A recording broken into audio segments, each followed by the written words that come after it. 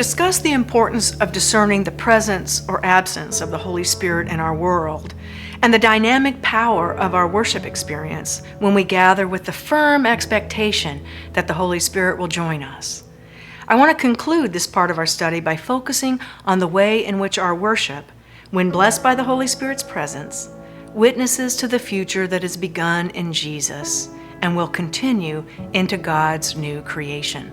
The Holy Spirit's work in our lives and in our world anticipates God's transformation of the entire universe in new creation. What's more, our experiences of the Holy Spirit move us to cooperate with God's mission as we reach out to others through authentic faith sharing, welcoming them into the presence of God through worship and standing in solidarity as we serve the sick, the poor, and the downtrodden. The worshiping life of the gathered community of faith is, in a wide variety of ways, a significant witness to God's anticipated transformation of all creation. As we gather to proclaim and practice the forgiveness of sins through the power of the Holy Spirit, our worship provides a glimpse of God's future where relationships and people are healed, reconciled, and made new. When we celebrate the Sabbath together, we embody God's new creation, the decisive time when God will come to rest in God's creation and all of creation will participate in God's rest. When we celebrate Sunday as the feast of the resurrection, not just at Easter, but every Sunday, we're proclaiming the dawning of God's new creation, where resurrection light fills creation and all of reality. We're illustrating that redemption is not merely an individual privatized experience, but is a creation-wide experience of wholeness and community. As we worship together, the light of God's salvation shines on all of creation as it groans under the weight of evil, and it secures the promise that the entire universe, humanity included, will be restored as the world without end. In addition to all that, our communal worshiping life together provides for the personal experience of God's presence. God's Holy Spirit goes before everything else, moving within us and beyond us. It's through the presence of the Spirit that we're empowered to believe and love and serve.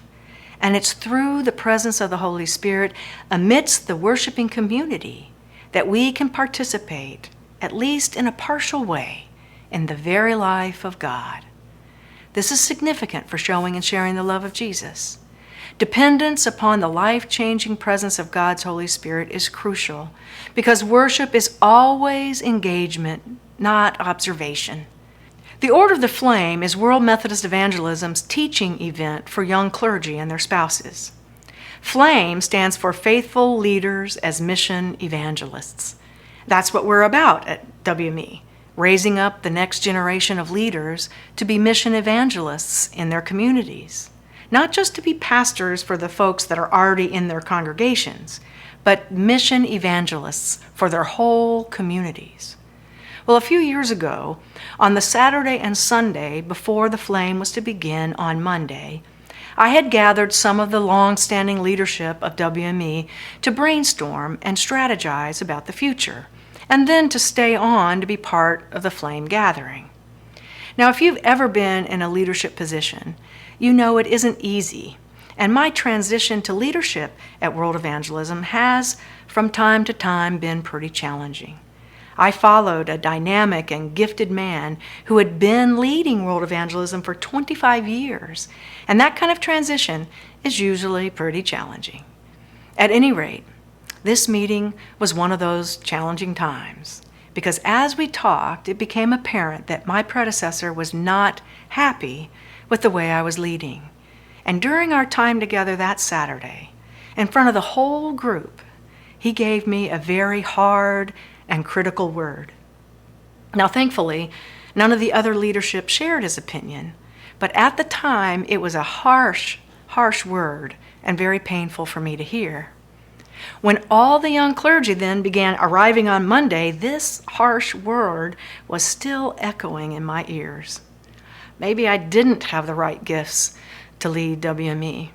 Maybe I was making too many changes too fast. Maybe I wasn't following where God was leading after all. During Flame, we have worship every evening, and at our Wednesday evening worship service, United Methodist Bishop Sharma Lewis was our preacher. She preached a tremendous sermon. The Holy Spirit was present in a powerful way, and at the end of the sermon, when Bishop Sharma gave people the opportunity to be prayed for and anointed with oil, those young pastors came forward in droves. The rest of our team quickly began helping to pray with people, and the air was just electric as people were visibly affected by their encounter with God. Oddly, I found myself watching rather than participating until someone, I don't even remember who, touched my arm and said they felt the Spirit tell them that I needed to have Bishop Sharma pray for me. Now, I don't know why, but until that moment, I hadn't even thought about going forward. But I went ahead and did. And when I stood before her, she smiled, put both of her hands on my head, and looked at me straight in the eye and said, "Kim, God has anointed you to lead World Methodist evangelism. He has given you the gifts you need and put you in this position for just such a time as this." And then she began to pray. I don't remember her exact words, but as she prayed, the most wonderful feeling of relaxation and ease and peace came over me. It was as though my body had turned to water. I even needed the help of those around me to stand up. Friends, people will not experience healing if we don't offer it. People will not respond if we don't preach for it. People will not receive forgiveness, reconciliation, mercy, love, or grace if we do not create space and time for those to occur. When the worshiping community is reduced to players and observers, it reflects our failure to take seriously the power available through a wholehearted reliance on the Holy Spirit's leading. But when we allow our worship to be in step with the urging of the Spirit, our communal praise, prayer, and proclamation are empowered to become channels of the concentrated, focused Spirit of the triune God, and lives are changed. How might your approach to worship change if you were to see it as a channel for the Holy Spirit's work of transformation?